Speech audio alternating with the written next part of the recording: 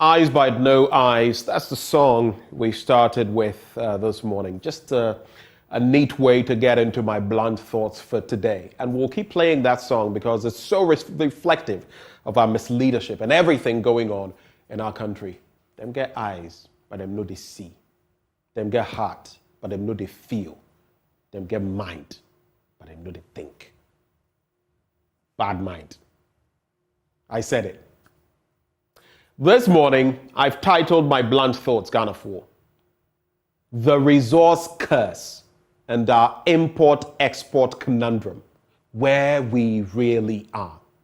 The Resource Curse and Our Import-Export Conundrum, Where We Really Are. This morning, I had reason to go back to this quote that says, "To know the good from the bad, study a man or woman's history of actions, not their record of intentions." I'll take that quote again. To know the good from the bad, study a man or woman's history of actions, not their record of intentions. Like another saying says, and that, by the way, is by Susie Kasim. Like another saying says, the road to hell is paved with many good intentions. But intentions don't solve problems. And that's why this morning, as I address two crucial issues, our use of our natural resources as a country, and even before that, this whole bit about restricting imports. It's a good thing, fundamentally. But how we go about it will determine whether we stay afloat or sink. It's that clear. That's why we've had that economist at the University of Ghana say, we're playing with fire in this entire enterprise of the trade-offs, the import substitution. You don't have the data. You don't have the right structures in place. Yet you want to jump and do what? Come with me to the slides. They will explain better what I am trying to vocalize. Now, if you look at the Export and Import LI and the purpose of the regulation, it is to, 1, establish a special import management mechanism for regulating and monitoring the importation of the selected strategic products set out in the first schedule for the economic development of the country. That is what it claims. 2, streamline and rationalize the import bill of the country to improve balance of payments and economic stabilization. And 3, provide measures to conserve foreign exchange, safeguard critical imports, and contribute to sustainable consumption. I want to stay here because if you look at management mechanisms for regulating and monitoring importation of selected strategic products, what have we done over the years? That's why I started with a quote. It's not about what the person says or what the person intends. It's about what a person has done in the past. What have we done in managing importation in the past? It's been a wholesale process. Even look at used clothing. Other countries in Africa, Kenya and others, have had some cause to worry. Look at that market. What have we done about those in the past? Is there some sort of epiphany? To improve our balance of payments and economic stabilization. When did we come to this eureka moment and realize that we cannot, as a country, if we needed to improve our balance of payment, we needed to shore up? Is it at this 11th hour that we're realizing it? How about all the 7 years prior? What have we done in them? And then to conserve foreign exchange. Of course, now with the constraints, I always say that I think when we have our backs against the wall, that's the only time we really think as a country. And even then, graft overtakes us. Let's go to the next slide. Now, it also says a person, now if you look at some of the requirements for import, a person shall not import or cause to be imported into the country a selected strategic product without an import permit issued by the minister on the written recommendation of the Import Permit Committee. Note, minister, without an import permit issued by the minister on the written recommendation of the Import Permit Committee. These two entities, Import Permit Committee, Minister, this is a recipe for corruption. I've said it. It's a recipe. I'm not the only one saying it. Academics are saying it. Once you give yourself these overweening powers, you are setting yourself up for disaster. We go ahead with this, it's disaster in the making. 2, a person shall not facilitate the importation of a selected strategic product or shipment of a selected strategic product into the country without an import permit issued by the minister on the written recommendation of the Import Permit Committee. Next slide.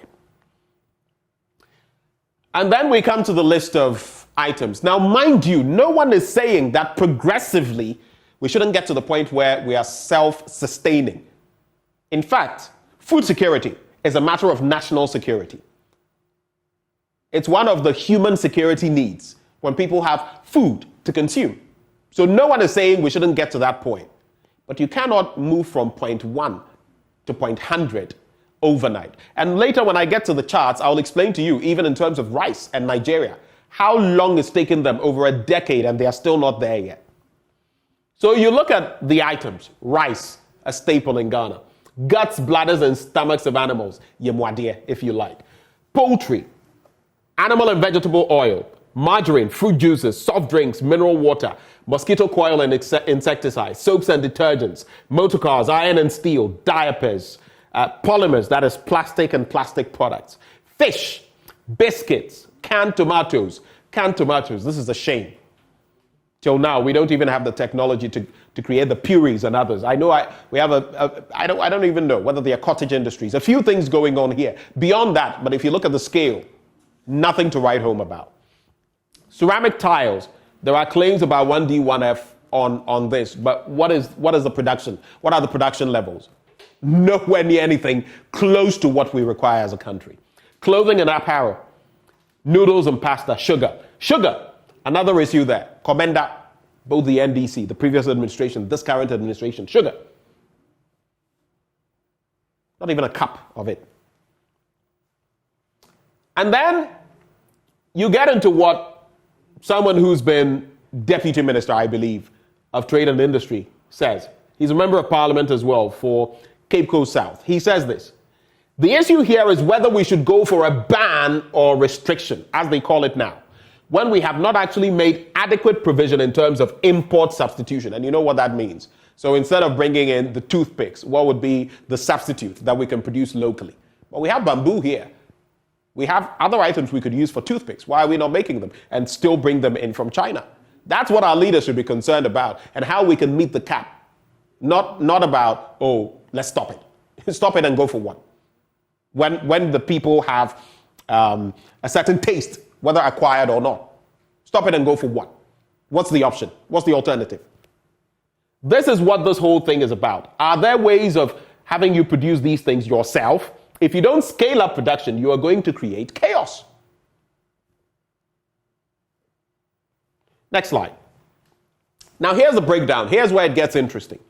If you look at Ghana's imports versus our export value over time, if you look at the gap analysis, the trend analysis, you would realize that in billions of cedis, from 2012 to 2020, you would realize a certain tail of the tape. Now in 2012, now mind you, the yellow line reflects imports. The black line reflects exports. You would usually want your yellow line, the imports, to be lower than the black line, the exports. But here's our reality. In 2012, there was some proximity, closeness, in terms of our imports, $19.10 billion versus our exports, $18.70 billion. There was that proximity. It was good. You come all the way till around 2013, similar figures, 18.40 versus 17.80. But then 2014, the gap starts widening before the 2016 elections. So you'd see that imports were falling much more below the export value, about $1.7 billion in difference. It continued that trend, and then we hit 2016 with a gap of about 1.6 billion in terms of imports versus exports. For the first time around this area, crucially, you would see exports briefly or with a small margin overtake our imports. But since that time, look at the analysis. In around 2017, the imports 15.70, the exports 17.10, which was a positive there. Then again, 2018, the gap widened even further. This is a difference of about 4.2 billion. Then we get to 2019. Still, there was a gap of about 4 billion. But then, here's where it started becoming problematic. From around 2019 getting into 2020. So you would see that the imports, the exports actually 13.40 billion, the imports 16.30. Or is it rather, I think I'm missing this. The imports, yes, 16.30, the exports 13.40. And since then, you look at the trend analysis, it's been widening to around the current figure, right before the current state, where you're looking at a difference of about 6 billion. I do know that in recent times there was talk about some trade surplus or all of that, but sometimes we ought to ask ourselves, based on what? Next slide. Based on what are we getting that? Our staples, if you take out the gold, the cocoa, sometimes you pick 2 or 3 materials. We're left hanging. In the rest, we're totally caught pants down. You look at Switzerland, for example. What is the greatest thing? You look at the billions we get from them. But what is it? It's mainly gold. That is it. Most of the countries, that is it. So you ask yourself, if something happens in that regard, what happens to our economy? Now look at the national demand when it comes to rice production. Let's take a bit of a focus on that. National demand versus local production. There's an interesting story here. 2017, you look at, and by the way, total demand is the lighter green and the local production is the darker green. You look at production from 2017 to 2023 as of now, you would see that we're hitting something just around 750 to 800,000 metric tons, okay? From around 450,000 metric tons in 2017. But then you look at this is the local production, by the way, this trajectory. The total demand is what we're seeing here. 1 million metric tons in 2017 when we were producing 450K, which was just about what? Less than half what we required. In 2018, 510, our production, 1.12 million metric tons, the requirement. You would come to 2020, 500K versus 1.42, and it has been increasing. Now we're at a stable 2022 to 2023, around 1.5 million metric tons. But look at our production. What this means is that basically if you want to do away with imports or you want to ease it off, it has to be gradual. Else, how do you contain a shortfall of about 50+%? This is a shortfall of about 55+%. How do you make up for the shortfall? How? How are you going to do it? You don't have the mechanisms in place. How will you do it? And then let's look at this. We can also look at poultry. Yeah? The national demand, again, but this time it's a 3-pronged approach. We're looking at total demand on one end, imports on another end, and then local production on the third leg. So let's do it this way. What is the total demand? When you look at 2020, the total demand was 356,000 metric tons. The imports alone, 295,000. The local production, look at where it was. Like someone with stunted, some entity with stunted growth. 58,000 metric tons, 58,000, less than 60,000. Look at the difference. 356,000, 60,000. That's about a shortfall of what? 295,000, which we had to import. In 2021, it rose to 400,000 metric tons. You look at what we were able to produce, 50,000. Again, even less than in 2020. The gap, 350,000. It had gone up naturally. Now you come here, it has risen even more, 460,000 metric tons. Our local production, 60,000. The gap, 400,000. Do the trend analysis. We needed to import 295,000 in 2020. In 2021, we needed to import 350,000. In 2022, we needed to import 400,000. Mind you, poultry is on that table. How are you filling the gap? It's not about saying it. It's not about sentimentalism. It's about the reality. How will you do it? Do you have the necessary production locally to achieve it? Next slide. Then we look at, we can't talk in a vacuum, right? So let's look at an example, Nigeria. and what they have done. Now, remember I told you, there's a 10-year difference here. Nigeria in 2010 and Nigeria in 2022. In fact, that is a 12-year difference. In terms of their rice production, they've been battling. They put up the rice pyramids and all of that. But what is the tail of the tape? In metric tons, this is the rice production in Nigeria. They have produced in 2010, 2.8 million, 2.9 million, 2012, 3.42 million, 2015, 3.94, 2017, 4.4, till 2022, where they've reached 5.35 million. How long did it take them to double production? A period of 12 years, since 2010. For us, like I showed you, 800,000 metric tons is what we're producing locally.